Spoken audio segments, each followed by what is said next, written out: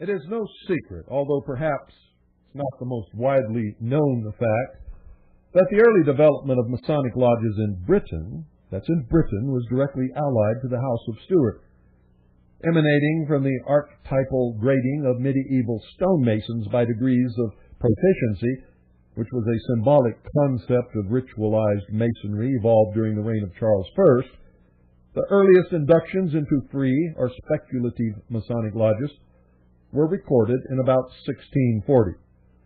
The movement was largely concerned with the structured acquisition of knowledge in unexplained science, much of which had been preserved in Scotland since the time of the original Templars and Cistercian monks.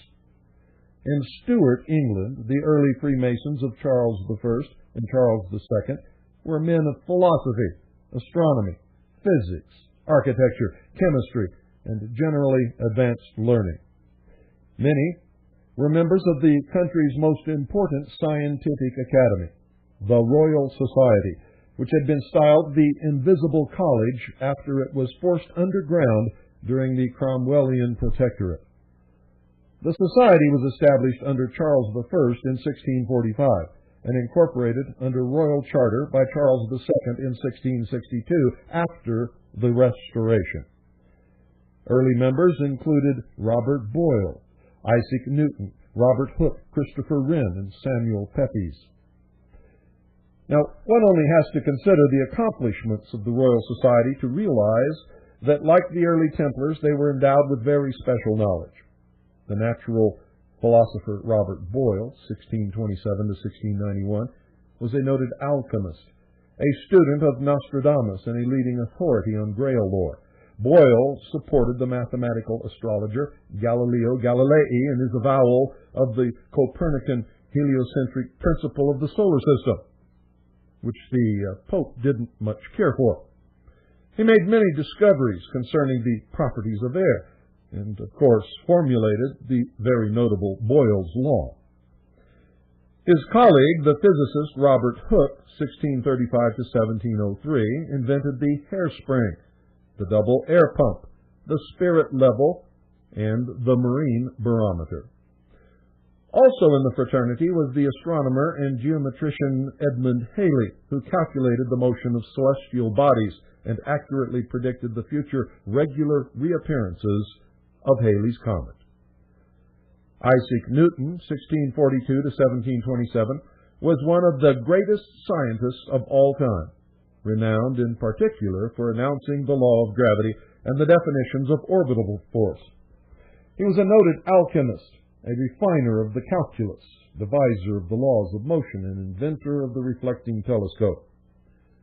One of Newton's foremost studies concerned the structure of the ancient kingdoms, and he claimed the preeminence of the Judaic heritage as an archive of divine knowledge and numerology. Newton was wholly conversant with universal law, sacred geometry, and Gothic, architecture. Although he was a deeply spiritual man and an authority on early religion, he openly rejected the Trinity dogma and the divinity of Jesus, maintaining that the New Testament had been distorted by the Church before its publication. Not only was Newton the president of the Royal Society, but he was also a grand helmsman of the Priory Notre Dame de Sion.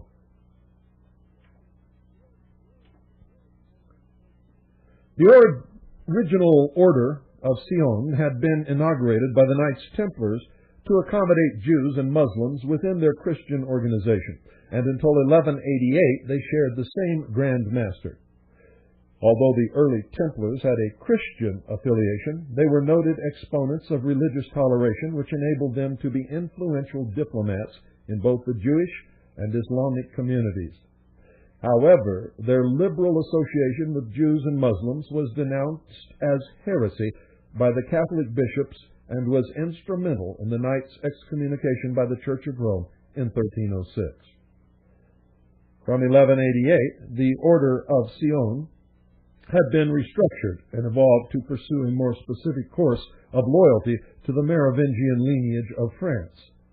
The Templars, on the other hand, were especially concerned with supporting the emergent Stuart succession. In practice, the two operated in close association because they were essentially concerned with the same root bloodline. Another prominent Royal Society member was Sir Christopher Wren, 1632 to 1723, the architect of St. Paul's Cathedral, the Royal Exchange, Greenwich Hospital, the Royal Naval College, the Royal Greenwich Observatory, and numerous other churches, halls, and monuments. He was also an acclaimed He was also an acclaimed mathematician and a professor of astronomy. Wren was Grand Master of the esoteric order of Rosicrucians. So too had been Robert Boyle and the Lord Chancellor Sir Francis Bacon. Other Rosicrucian Grand Masters included Benjamin Franklin, 1706 to 1790, who distinguished between positive and negative electricity, and Thomas Jefferson, the third President of the United States of America, term of office 1801 to 1809. Benjamin Franklin was also the master of the Lodge of 9 Muses while he was a diplomatic representative of the United States to France and England. Modern historians have an unfortunate habit of extolling certain virtues of such great and learned men while paying absolutely no attention to the root sources of their wisdom.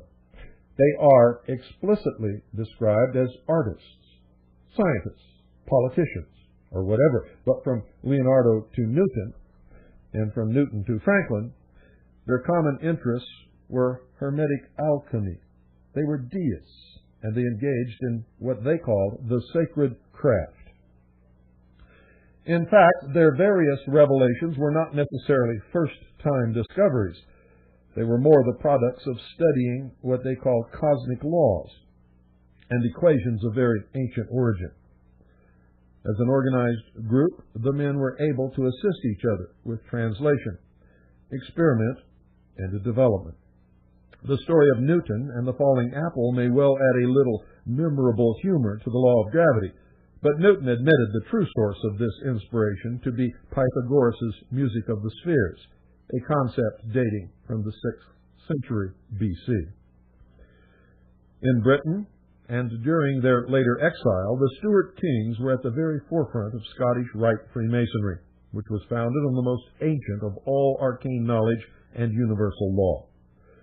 Their Breton heritage was closely allied to the noble families of Boulogne and Jerusalem, and their background was largely Templar-inspired. So it should come as no surprise that it was under Charles I and Charles II, who posed such a problem to the narrow-minded Puritans in the Anglican Church, that the invisible college of the Royal Society emerged, a college that within a brief period of Stuart patronage revealed some of the greatest scientific discoveries of all time, and in modern times spawned the Royal Institute of International Affairs and the Council on Foreign Relations.